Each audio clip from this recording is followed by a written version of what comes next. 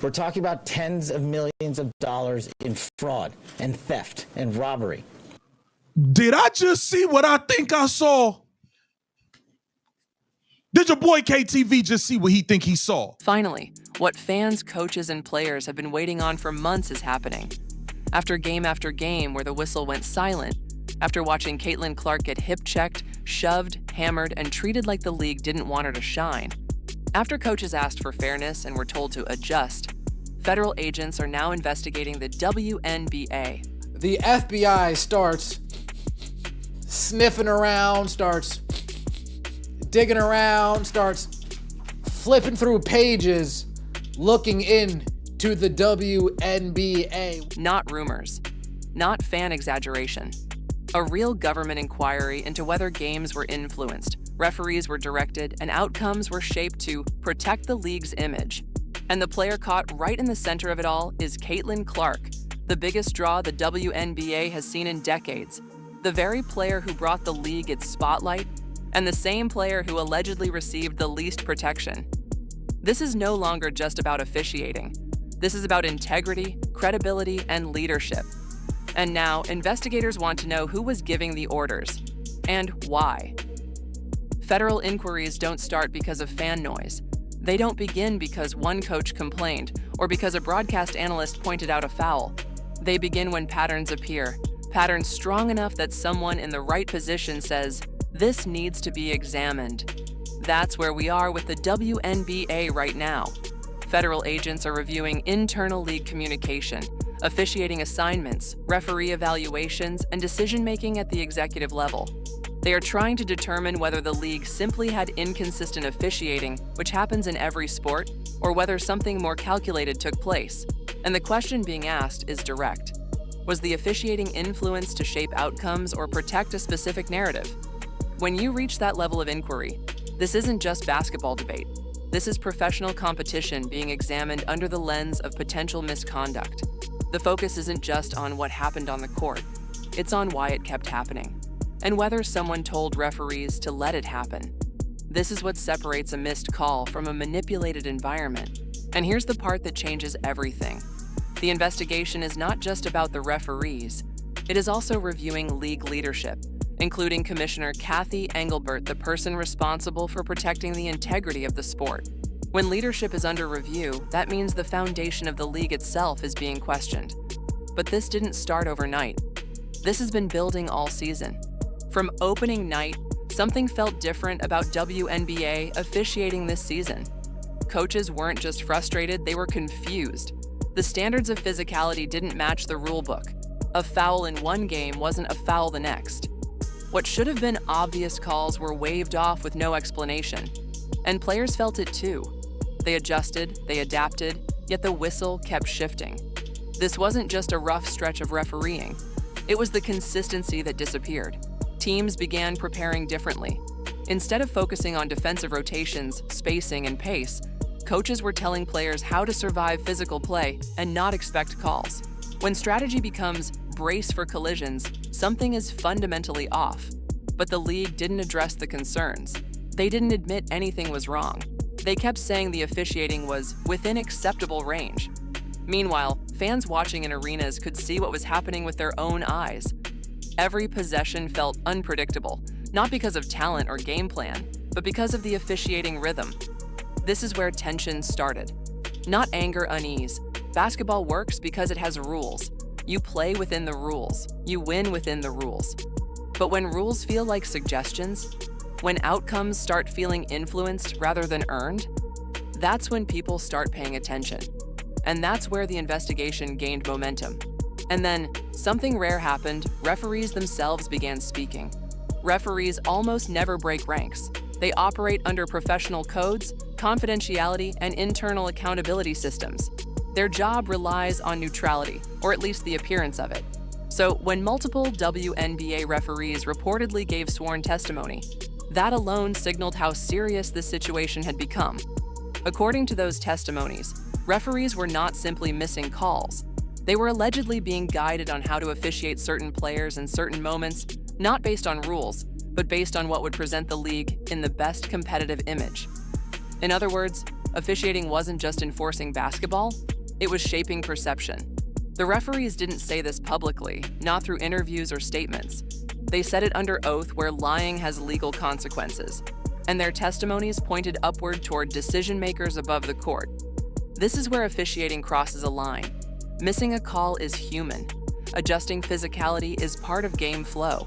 But instructing refs to protect an image rather than protect fairness is something entirely different.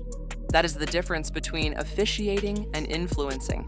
But to understand why anyone would want to manage attention, we have to talk about what and who was drawing it. The phrase that keeps appearing in discussions around the investigation is this: protect the league's image. It sounds harmless, like something a marketing department might say. But according to testimonies and analyst interpretations, protecting the image may have meant something much more strategic. Don't let one player become the whole league. Don't allow the spotlight to land too heavily in one place. Don't let the league appear unbalanced or dependent on one superstar. In theory, that sounds like long-term planning. In practice, if officiating was influenced based on that idea, it becomes manipulation of competition. If the league was concerned that too much attention was going toward one player, that isn't a basketball problem. That's a branding concern. And branding concerns don't belong in officiating decisions. This is what investigators are trying to determine. Was officiating being used to manage narrative rather than regulate play?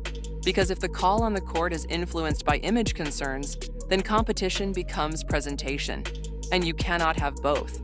And the player in the center of this entire concern was the one changing the entire league's gravity, Caitlin Clark. When Caitlin Clark entered the WNBA, she didn't just bring skill, she brought momentum. Every arena she walked into became a sellout. Ticket prices shot from $15 to $300. Viewership reached levels the league had never touched before. Merchandise sales exploded.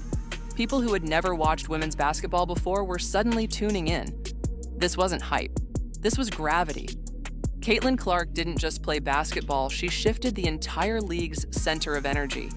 Yet despite being the most targeted player on the court, she received the fewest protections. Game after game, Clark was absorbing contact that would have sent another player to the free throw line. Shoulder checks, hip collisions, arm grabs, you could see the physicality escalate because officials were not stepping in. And the question was asked over and over again: why is the league's most valuable player the least protected one? Fans weren't asking for favoritism, they were asking for the basic enforcement of rules. And the contrast between her value and her treatment became impossible to ignore. But to understand why she was treated this way, we have to look at the reasoning behind it. According to allegations being examined, the concern was not Caitlin Clark's talent, it was her impact. The league reportedly worried it would become known as the Caitlin Clark League, where every headline revolved around her. Instead of embracing momentum, leadership allegedly tried to balance it by allowing more physicality against her and fewer foul calls. The unwritten message was simple: slow her down. Keep the spotlight spread out. Do not let one star eclipse the league. But here's where the logic collapses. When a star lifts a league, the league rises with them. Every major sport in history has been elevated by a singular figure: Michael Jordan, Serena Williams, Tiger Woods, Tom Brady. Greatness doesn't overshadow a league, it builds it. Yet Caitlin Clark kept playing, kept competing, kept carrying the league financially and culturally, all while taking hits with no whistle. Her professionalism under this pressure is the biggest reason her supporters grew even stronger. And this is where the focus shifts directly to the league's leadership and to Cathy Engelbert. Cathy Engelbert has spent her tenure presenting herself as a steady leader. She talks often about expansion, branding partnerships, and long-term league vision. But leadership isn't defined by press conferences. Leadership is defined by decisions. And right now, investigators are examining whether those decisions contributed to manipulated officiating patterns.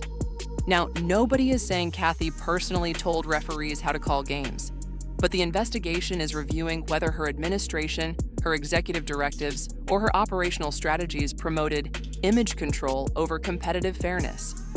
This is where the tone shifts from confusion to accountability. Because if the league was shaping outcomes even subtly, that falls under organizational misconduct. And Kathy's public demeanor doesn't help her. When fans watched Caitlin Clark get hit without a whistle and saw Engelbert courtside looking calm, composed, and unbothered, it didn't look like leadership. It looked like detachment. Some fans even joked, Kathy said she was protecting the league. Protecting it from what? Success. But the humor fades fast when federal investigators are involved. And that brings us to the most serious part of this entire situation. If the investigation finds evidence that games were influenced, referees were directed, outcomes were shaped intentionally, then this is not just controversy. This is sports fraud. Manipulating competition is illegal. It does not matter whether the motive was marketing, balance, or perceived fairness. When competition is altered on purpose, it becomes a misrepresentation of outcome, and that is a legal issue.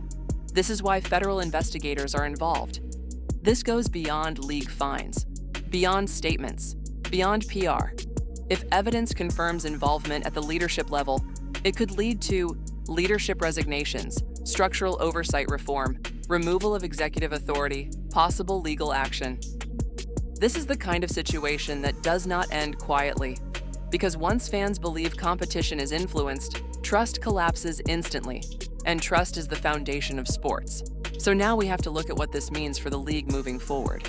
The WNBA is at a crossroads. What happens next determines whether the league grows or fractures.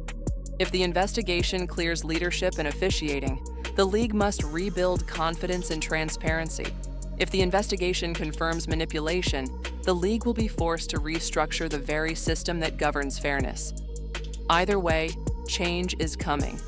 Sponsors won't invest in a league where outcomes feel influenced. Networks won't promote a product fans don't trust. Players won't commit careers to an environment where earning success doesn't guarantee getting it.